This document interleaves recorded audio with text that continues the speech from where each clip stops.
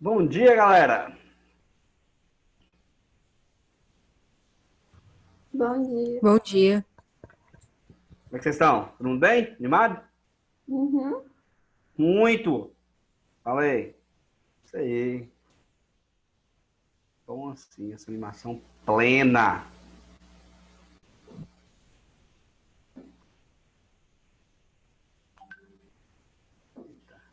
Cheguei. Ó, Manel. Olha sim, o negócio é ver aquela musiquinha de qualidade que você tá ouvindo aí.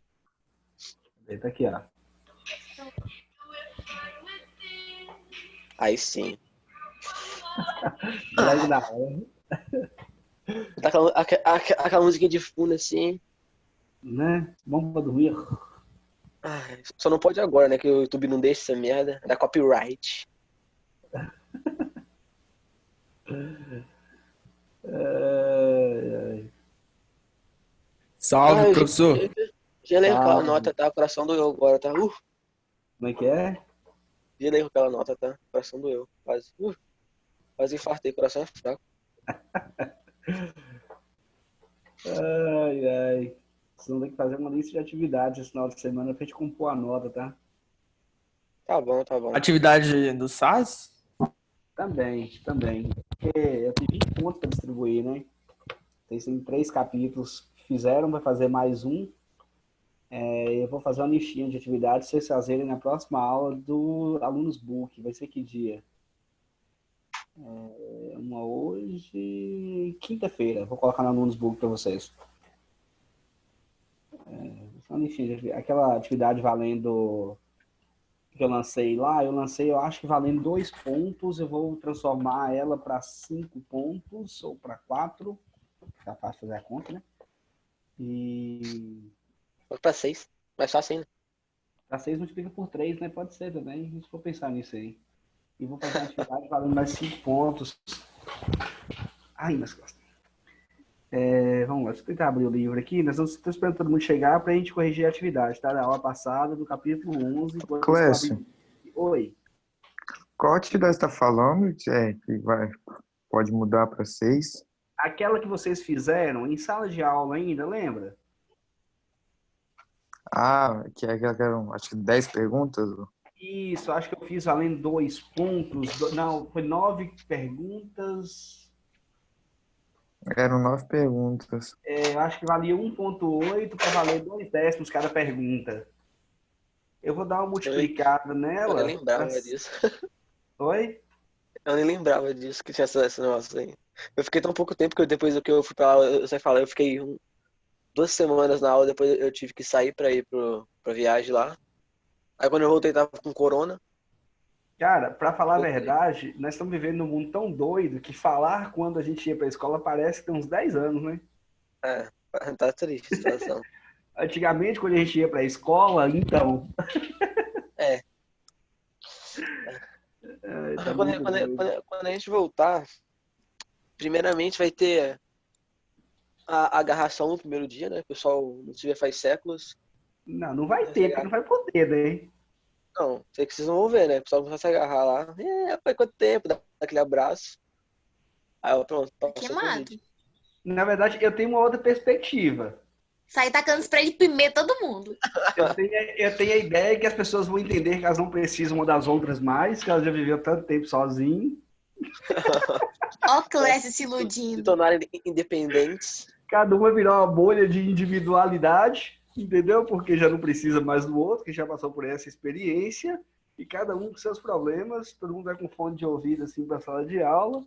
Uma máscara, porque a galera não liga a câmera de vergonha, por que vai aparecer com a cara?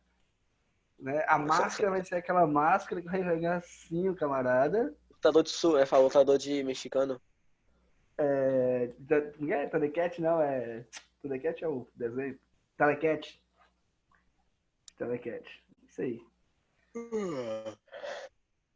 E não, e o problema não vai ser isso. O problema é que eu tô tentando abrir o livro do outro lado aqui, por isso que eu não comecei ainda. O problema vai ser afasta menino, volta menino, afasta professor, volta professor. Um professor sarou, 2 está doente, 3 está doente, e o menino está doente, o menino não pode ir, o menino está com corona, ele não está com corona, a avó dele pegou corona, ele não pode vir. O tio do menino, que é padrinho do outro, também pegou corona, aí os dois não podem ir para a escola. Aí a vai testagem ser mais ou menos assim. vai ser bom, viu? Vai ser bom. E ontem descobriram mais um vírus na China que tem potencial para virar uma pandemia. Eu tava falando sobre isso agora com as meninas. É o que reforça a minha ideia de que nada está tão ruim que não possa piorar. Segundo Ô, Clécio, round. mas eu acredito que, assim, daqui pra frente vai ser isso. Vai descobrir a vacina pra um vírus, vai surgir uma mutação de outro. E assim sucessivamente, cara. Mas por que esses vírus vão ficar mais poderosos agora? Cara, sei lá, eu acho A vacina que a que gente tudo só fez tende a tá- piorar. Soltou a bomba na China pra parar com isso. Só de bobeira. Eu ouvi Hiroshima e Nagasaki. Opa. Ixi, Hiroshima e Nagasaki. Ai, ai. Galerinha do meu Brasil, Baronil. Então vamos lá, vamos corrigir essa bobeirinha nossa aqui. Se possível, a gente começar o conteúdo do capítulo 12. O conteúdo do capítulo 12 é muito bom. Tem tudo a ver com a gente, cara. Muito bom. Esse sistema financeiro também é bom. Não esqueça, só para contextualizar vocês aí. Pode começar? Tá todo mundo na pega aí? À vontade. Pode. Vamos lá, galera. Então, a primeira pergunta. O que são bolsas de valores e por que elas ganharam importância no período da globalização? O período da globalização, entendido aqui, é essa fase do capitalismo, do desenvolvimento dos meios de informação e de transporte que mudou o mundo, né? O coronavírus aí é um resultado desse período de globalização nossa aí. Então, o que são bolsas de valores, galera? Alguém quer responder antes de eu mostrar a resposta? Alguém quer falar? Tum, tum, tum, tum. Aqui, apareceu. Tum, tum, tum, tum. Não, ninguém quer falar. Então, vamos lá. Nossa resposta, né? Então, bolsas de valores são locais em que são comercializadas ações de empresas. Empresas de capital aberto. Então, esse é um SAS a mais aqui. De capital aberto e outros títulos públicos e privados de diversos tipos, né?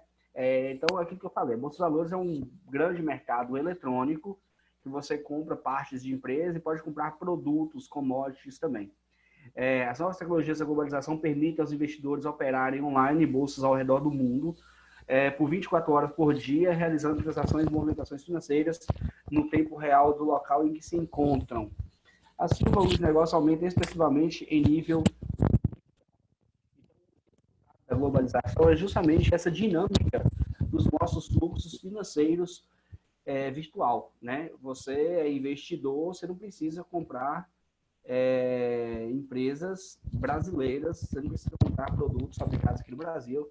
Você pode investir na Bolsa de Nova York, você pode investir na Bolsa do Japão, você pode investir aonde você quiser, que você vai conseguir em função desse mundo globalizado. Um outro contexto legal também de vocês pensarem e criando um raciocínio em torno disso é como que os grandes investimentos eles vão migrando de países para países à medida que esses grandes investidores vão percebendo instabilidades econômicas nos países menos desenvolvidos, né? Então, o cara tem, sei lá, 50 milhões de dólares investido no Brasil, quando começa a dar ruim, é que ele pega esse dinheiro e manda para outro país, né? Operações em países menos desenvolvidos são operações que geram mais lucros, porém são operações de maiores riscos. Por isso que se avalia tanto os riscos do país pelas ações monetárias, que vocês veem falar no jornal sobre risco Brasil, risco de não sei o quê. É justamente o risco de investimento que a pessoa vai ter em relação ao seu dinheiro. Então vamos lá. O montante da dívida externa de um país é, por si só, um indicativo seguro de uma eventual situação de insegurança econômica? Não. Por que não, galera? É preciso você estabelecer a correspondência proporcional entre a dívida externa bruta e o PIB do país para verificar até que ponto ela representa condições econômicas de fazer frente à dívida. Aí a gente tem muitas coisas a discutir sobre isso. Por exemplo, os Estados Unidos. Os Estados Unidos têm uma dívida que é quase parelha, quase 100% do valor do PIB dos Estados Unidos. Enquanto a maior parte dos países pobres tem dívidas externas que são 200, 300, 400%, 200, 300, 400% o valor do seu PIB nominal, né? Então, os países pobres tendem a ter uma dívida externa muito maior do que os países mais desenvolvidos. Por que que esses países vão ter essas dívidas tão grandes? Aí você tem que lembrar, primeiro, da questão da... Oi. A tela tá toda preta. Pra mim tá parado na questão 1 ainda. Não, pra mim tá tudo preto. Pra Flor também. Vou interromper e voltar de novo. Mas obrigado dessa vez. Não fiquei mostrando a tela do chinês. Né? Eu não esqueci, eu sou rancoroso. Aí, agora apareceu. Questão 2 agora? Aham. Isso. Então, precisa ler de novo? Creio que não. Então, a análise da dívida externa de um país, você vai comparar ela com o PIB, né? Os Estados Unidos devem quase 100% do seu PIB. Se você pegar países menos desenvolvidos, eles vão dever muito mais do que o seu PIB. Eles vão dever 300, 400, 500% do valor do seu PIB. 3, 4, 5 vezes mais o valor do seu PIB. Aí tem duas coisas a se analisar. Primeiro, como que esses países contraíram essa dívida? Lembra da balança comercial. Países pobres, balança comercial desfavorável, falta dinheiro para investir em infraestrutura, falta dinheiro nos períodos de crises econômicas. Eles vão pegar dinheiro emprestado para tentar minimizar essas crises econômicas. O Brasil, por exemplo, está contraindo dívidas públicas para tentar combater essa crise econômica. A gente está pegando dinheiro emprestado de alguém, o governo está tirando dinheiro de onde não tem, para tentar dar dinheiro para as pessoas não morrer de fome. Por isso que o nosso ministro fala que a gente vai pagar essa dívida no futuro. A galera que está recebendo dinheiro, seja empresas que está recebendo financiamento, seja as pessoas que estão recebendo 600 contos, esse dinheiro vai ter que ser pago por alguém em algum momento. Isso é o início de uma criação de uma dívida pública.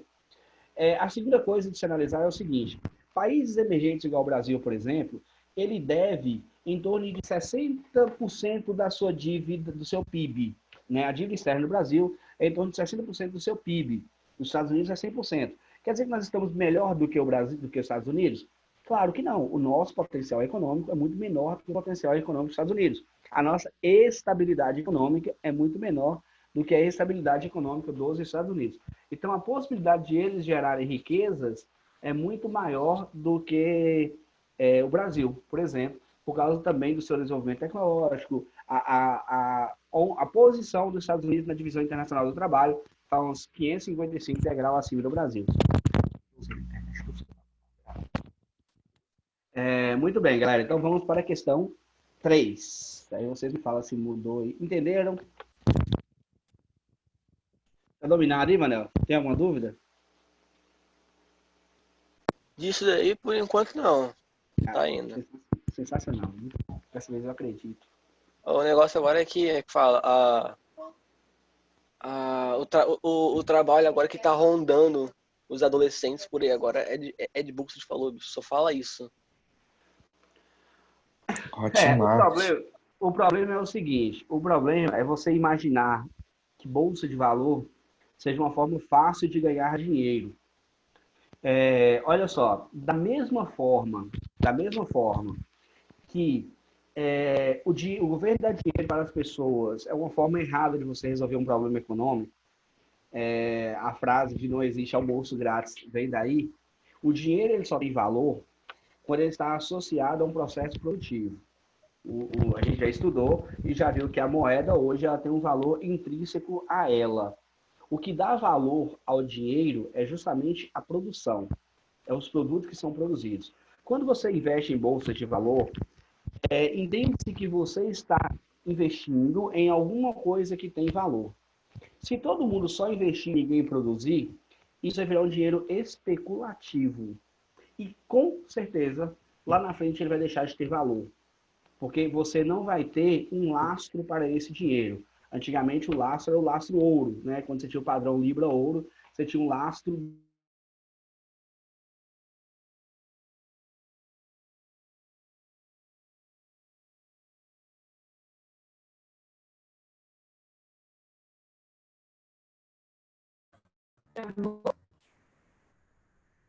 Travo. Travou. Pra mim travou também. Eu tava assim, eu não sou só... Ah, ele saiu. Mandei lá. Mandei lá, Manel. Tá. Ele saiu? Nossa, agora é a hora então. Peraí. Hora da musiquinha. Calma aí. Deixa eu botar a musiquinha aqui, né? Pô, botar aquela musiquinha. Coloca aí DJ Manel, o melhor do som capixaba. Já voltou, Manel. Tira o Próximo cavalinho da assunto. chuva. Ah, né? Ele já voltou. Já vou. Ah, Coloca. Manel já ia fazer uma rave aqui. Pra você ver como Caralho. evoluímos nessa quarentena, né? Vou dar uma redezinha aqui já. Meteu o pé. Bolota. Pô. Eu parei Pô, de boa Daniel, parte, Manel. saudades. Mas já voltou. Eu parei de boa parte, Manel. Oi? Eu parei onde? Você colocar rave, eu tava falando e você colocar rave. Você parou na parte... No comecinho você parou no comecinho praticamente. Cara, eu falei Fala mesmo. de capital especulativo. Ah, tá. Então, quando você começa a investir na bolsa de valor e você não estimula a produção, você cria um capital especulativo que certamente vai perder valor no momento, né? Então, a bolsa de valor, a crise de 1929, ela foi motivada justamente com um capital especulativo. As pessoas ficavam milionárias de um dia para outro. A bela época foi motivada pela essa possibilidade das pessoas ficarem milionárias de um dia para outro nos Estados Unidos, porque os Estados Unidos era como é que fala? Como é que não dá o nome para a Terra Prometida? Esqueci. Os Estados Unidos era a Terra Prometida do mundo. Todo mundo estava muito rico. O mundo já deixou de ficar porque o ciclo econômico ele parou, ele travou. Fala, Murilo. Deu curto-circuito na cabeça É, dele. Não sei o se que, travou não? pra mim. Acho que você falou ia Terra falar? Prometida, acho que é Canaã. Ah, sim. A Nova York era a nossa nova Canaã aqui, financeira, econômica. E isso se deu muito ao capital especulativo. No caso da crise de 1929, você teve um quadrado que eu estou falando em relação aos produtos. Mas o que aconteceu foi a quebra do dinamismo econômico. Você precisa produzir, vender e ganhar dinheiro, produzir, vender e ganhar dinheiro. No caso da crise econômica de 1929, você produzia, e a galera não comprava, né? Então, é muito você criar uma ideia de que você vai ganhar dinheiro sem produzir, é uma ideia que certamente vai dar problema no futuro. E isso é que é o meu medo em relação à bolsa de valor. Eu saltei a questão 3, eu nem sei qual é a questão 3. Mas deixa eu fazer a questão 4, depois eu volto no livro lá. Porque o que tem de pessoa...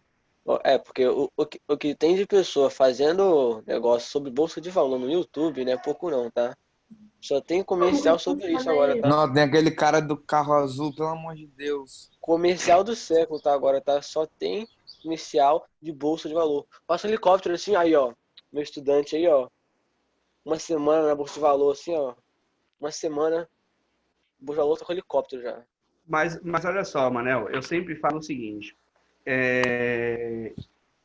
A questão 3 estava aqui, sim, eu não soltei ela na minha cabeça, não.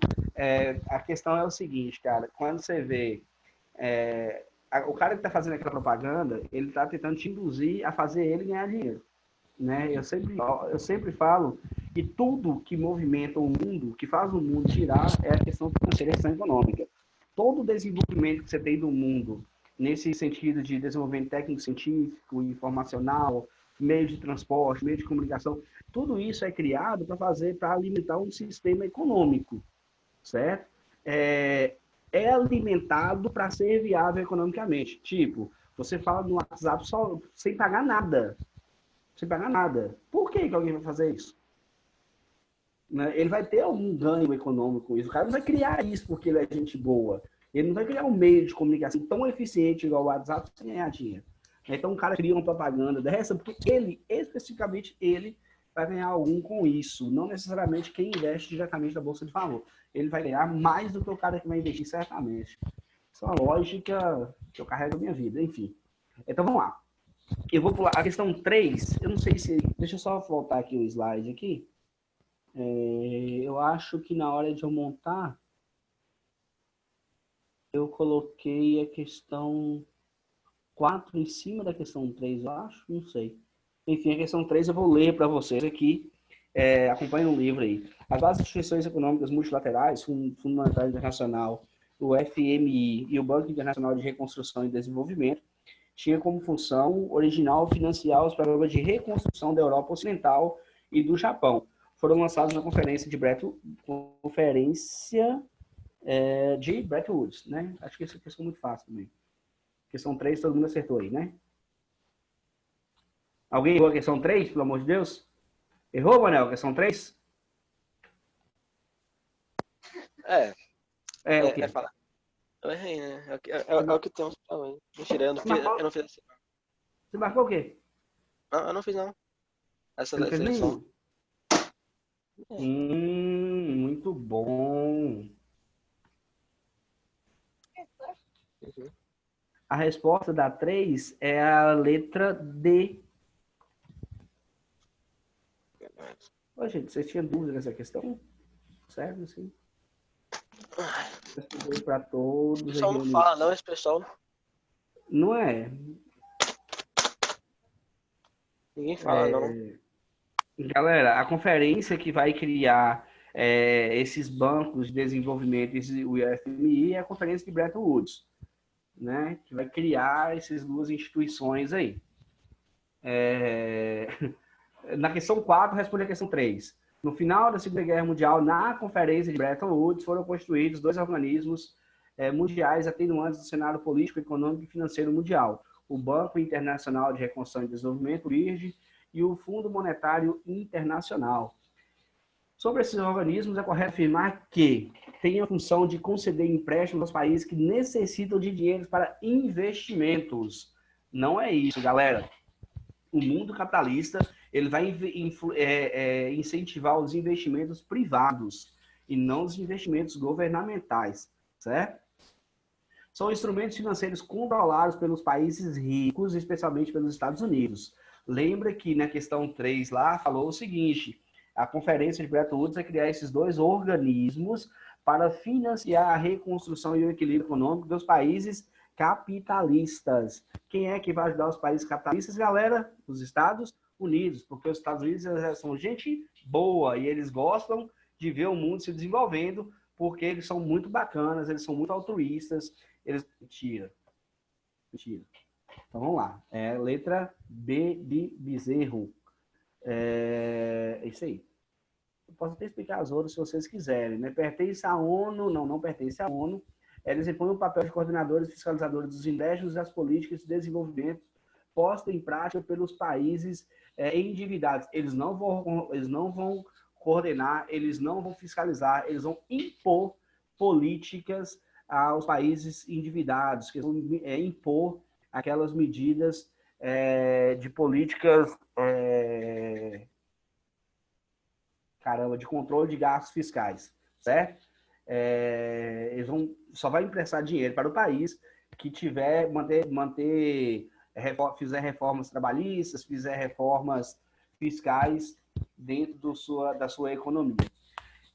Propõe medidas econômicas aos países endividados, aos quais beneficiam a maioria da população, especialmente os assalariados, cujo poder de compra é aumentado. Isso não vai acontecer, galera. Na crise de 2008, por exemplo, os Estados Unidos foi salvar quem primeiro? Quem? Os bancos, né? Eles foram salvar os bancos, porque se os Estados Unidos não fizessem isso, o sistema financeiro mundial provavelmente iria entrar numa decadência sem precedentes. Política de austeridade na questão D. Cara, eu esqueço essas coisas assim que dão um ódio. Vamos lá. A questão 5. Líder hegemônico da ordem mundial, Estados Unidos, 1955, principal pilar do sistema financeiro e bancário mundial. Desde 71, com o fim do padrão dólar-ouro instituído na conferência de Bretton Woods, ficou aberto o caminho para uma crescente circulação de dólares americanos para o mundo, né? A emergência de novos polos de produção industrial no mundo e a perda de competitividade da produção americana, isso é interessante, implicaram um crescimento da dívida pública e privada norte-americana, o motor principal da crise sistêmica atual que afeta o conjunto do planeta, encontra-se nos Estados Unidos. Então, os Estados Unidos é um país em crise econômica constantemente, só que é um país com um poder político, econômico, econômico do ponto de vista de produção de produtos de níveis de industrialização elevados, poder econômico no sentido de poder de compra dos seus consumidores, uma sociedade que tem uma classe média muito grande, então o poder aquisitivo da população estadunidense é muito grande, e, sobretudo, o poder militar, né? O poder bélico militar dos Estados Unidos mantém ele nessa ordem hegemônica de unimultipolaridade. Mas muito bem, mas economicamente falando, os Estados Unidos é um país com problemas financeiros, não deixa de ser. Então vamos lá. O quê? A ordem unimultipolar. Esse termo foi criado no início da década de 90, quando acaba a Guerra Fria, onde que você deixa de ter uma ordem no mundo bipolar, onde o mundo é dividido entre Estados Unidos e União Soviética, e começa a entender que no mundo você tem vários polos econômicos. Você tem a União Europeia na Europa, você tem o Japão no Sudeste, na Ásia, que vai influenciar a galerinha do Sudeste Asiático, que é um polo de desenvolvimento econômico muito grande, e os Estados Unidos, que é um polo de influência econômica muito grande. Então, veja só, você deixou de ter um mundo bipolar, Estados Unidos e União Soviética, e passou a ter um mundo multipolar, um monte de polos. De onde que vem o prefixo uni? Vem do poder militar dos Estados Unidos. Os Estados Unidos, ela é a nação com o maior poder militar do mundo, até a China não revelar isso para o mundo. Por que os Estados Unidos é essa nação tão poderosa militarmente? A Rússia, que herdou os recursos bélicos da União Soviética, também é muito poderosa militarmente. Só que a Rússia não tem o que os Estados Unidos têm, o poder econômico. Né? Para você mover uma guerra, manter uma guerra, sentar uma guerra, você precisa de dinheiro. Né? Os Estados Unidos, principalmente na década de 90, que isso foi criado, ele tinha um poder econômico muito grande. Esse poder vem diminuindo ao longo do tempo, justamente a questão fala sobre isso. Mas se você associar o poder econômico e militar dos Estados Unidos, ele vai manter essa ordem única, essa ordem militar no mundo. Tirando a guerra do Vietnã, nenhum conflito que os Estados Unidos se envolveu, nenhum, ele saiu como derrotado. Tirando a guerra do Vietnã. Todos que os Estados Unidos se envolveu, o lado que ele se envolveu saiu vitorioso. Em todas as perspectivas, desde as guerras mundiais até os conflitos menores. Então, muito bem. Letra A. Constata-se que há vários anos a economia norte-americana vem perdendo dinamismo. É o que eu estou falando, ela vem tendo problemas. Quais os principais fatores dessa perda de dinamismo? Né? Na questão que já deu uma dica para a gente aqui, que é a questão da competitividade da produção americana. Por quê, galera? Porque a gente vive no mundo globalizado, a gente vive no mundo global, onde eu não preciso mais manter as minhas estruturas produtivas em países que vai ser caro produzir. Então, eu tenho o crescimento econômico da China, da Europa Oriental, do Japão, além da dependência do petróleo com preço em elevação. Os Estados Unidos têm uma indústria cara. Produzir nos Estados Unidos é caro, sobretudo quando você tem a oportunidade de produzir em outros países. Os Estados Unidos ainda dependem do petróleo, mesmo que descobriram as reversas do xisto bituinoso, eles conseguem extrair petróleo, mas o custo da extração desse petróleo ainda é elevado. E as fontes de energia dos Estados Unidos, se comparar com a Europa, é menos diversificada, ainda depende muito do petróleo. Internamente, a gente tem problema com uma desindustrialização. O que é isso? É justamente os polos industriais saindo dos Estados Unidos e buscando outros países onde o custo produtivo ele é mais barato. E isso vai gerar um problema para os Estados Unidos, que é um problema de dívida pública, você conseguir manter essa população, né? Os Estados Unidos ainda tem algumas políticas de bem-estar social, né? O Covid-19, por exemplo, fez os Estados Unidos ter um problema seríssimo na questão da saúde, porque a saúde lá é totalmente privada, né? É basicamente privada, ela tem um seguro social, mas é basicamente privada. Então, numa situação de crise dessas, por exemplo, aí, quem vai ter que bancar essa parada é os Estados Unidos, com um sistema desestruturado, sem estar pronto para receber a galera toda, como é o SUS brasileiro, por exemplo. Né? Por incrível que pareça, dentro da concepção econômica, o SUS vai sofrer menos do que os Estados Unidos, porque já tem essa estrutura de universalização das coisas. E depois, um problema para os Estados Unidos é justamente o aumento dos gastos militares. Aí a gente está falando de guerras como a guerra ao terror, que iniciou em 2001 e tem soldados até hoje na região do Oriente Médio. Gasta dinheiro, galera. Manter uma guerra gasta dinheiro. Por isso que não dá para falar, por exemplo, que a Rússia vai fazer frente aos Estados Unidos, porque eles não têm dinheiro para manter uma guerra por muito tempo, né? Você manter soldado, comprar bala. Pra vocês terem ideia, na época da guerra do Iraque, eles lançavam um míssil chamado Tomahawk, que era foi o primeiro míssil teleguiado de grande precisão que, pelo menos que eu ouvi falar, que conseguia atingir um alvo a 1.000 quilômetros de distância, um alvo de 6 metros quadrados, na de 2 por 3, o Tomahawk era possível atingir. Custava $1 milhão cada míssil. E os caras lançavam 200 mísseis por dia. 1 milhão, 2 milhões, 3 milhões, 4 milhões. Então, gasta muito dinheiro. Uma guerra gasta muito dinheiro. Então, por último, não menos importante, qual o principal fator desencadeada... Tá errado esse negócio. Desencadeante atual da crise sistêmica que se aprofundou em 2008. A gente está falando especificamente da crise de 2008. Qual é o efeito imediato da crise no aspecto financeiro, né? Então, o que vai desencadear a crise é basicamente a inadimplência do setor imobiliário. A galera dos Estados Unidos não vai dar conta de pagar os empréstimos financeiros referente aos imóveis que eles compraram. Os bancos vão descobrir que os imóveis não valiam o dinheiro que eles financiaram e, principalmente, não vai conseguir vender os imóveis por ninguém. Vai acontecer uma mini quebra de bolsas de 1929. Vai ter um monte de casas para vender, ninguém para comprar, e essas casas valendo muito menos do que o que os bancos achavam que valia. Então, as dívidas dos bancos vai virar uma desordem, vai virar uma tragédia, porque não vai ter, aquilo que está falando, um lastro para calçar essa dívida. Essa crise econômica, né, vai ter consequências para países como a Grécia, Irlanda e Portugal. Esses países, Grécia, Irlanda, Portugal, formam os PIGs, né, Portugal, Irlanda, Grécia, a própria Espanha, eles vão ter um problema também, que é a relação da sua dívida pública com o seu PIB. Eles vão começar a ter um custo muito elevado do país, por causa daquela política de bem-estar social adotada pelos países depois da crise de 1929, onde o Estado vai gastar muito dinheiro para manter a qualidade de vida, baseado nas políticas do keynesianismo. E essa galera vai descobrir que o Estado não tem dinheiro para pagar essas dívidas, né? Aí a gente vai ter uma coisa muito, muito, muito, muito legal. Esses países, Irlanda, Portugal e Grécia, eles têm o euro como moeda e eles começam a meio que falir, porque o Estado vai ter muita dívida e pouco dinheiro para pagar. Então o Estado vai querer imprimir dinheiro. Só que o dinheiro é o euro. Se eu imprimo o euro, eu vou gerar uma inflação, uma desvalorização do euro.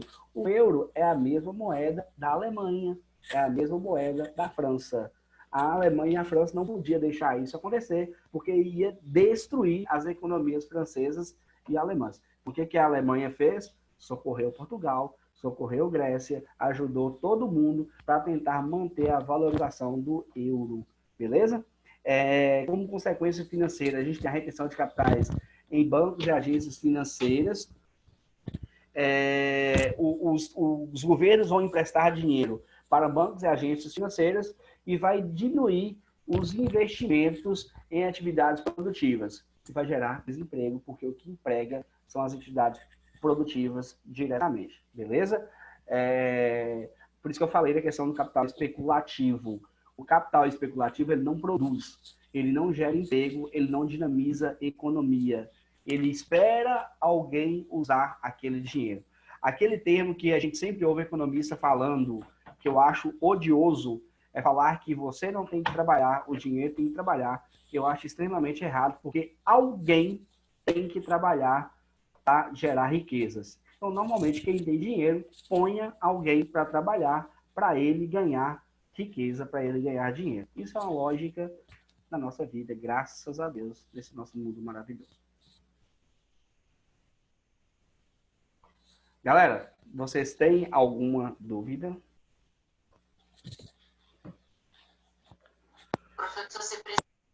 Ô, Manel, você está fazendo conversa paralela na aula online, cara. Você está fazendo conversa paralela na aula à distância.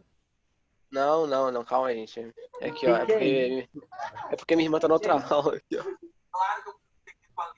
Não, aí você está trabalhando a sua aula e a aula da sua irmã, cara. Nada. Tá uma bagunça ali. Tá pior. Eles falam mais que a gente aqui, mas tá. Vocês estão ouvindo, né? A bagunça que tá, né? Cara, se eu fosse a sua irmã, eu te matava por você tá mostrando elas. Elas não ela vai sabem que elas estão aparecendo, né? Sabe sim. Gabriela tá aqui, fala com Aí. ela, mas ela não quer aparecer. Uma bagunça. Ai, Senhor Jesus, está sendo gravado e vai para o YouTube da escola. Muito bem, galera. Ninguém viu nada. Oi? Ninguém viu nada.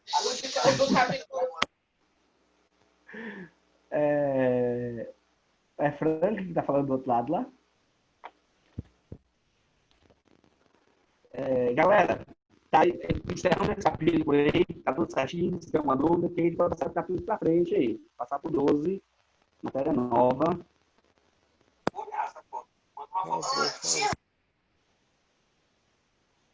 Maria Clara, pode seguir, minha filha? Como é que você tá? Fala agora, fala aí. Oi, Clécio! Aí, Clécio. Ei! Agora a gente tem que botar aquela musiquinha de final de aula pra gente sair e com estilo. Ô, Manel, vamos pro capítulo 12, cara. Final de aula. Acabou a aula, gente, não? Falta 7 minutos. À vontade, então. Eu espero. Que isso, Clécio? 7 minutos. Eu espero. Aquele capítulozinho pequeno. Fala igual o Marcelo. Eu abri Dá o pra livro explicar meio errado, capítulo, cara. Não, agora não. Aí eu desisto de viver. Começar a aula. Ai. É no livro 4 já, eu abri o livro Eu só errado. tô doido bola. Deixa eu ver. Abri o livro errado. Galera, Isso aí próxima aula, é tá? o destino.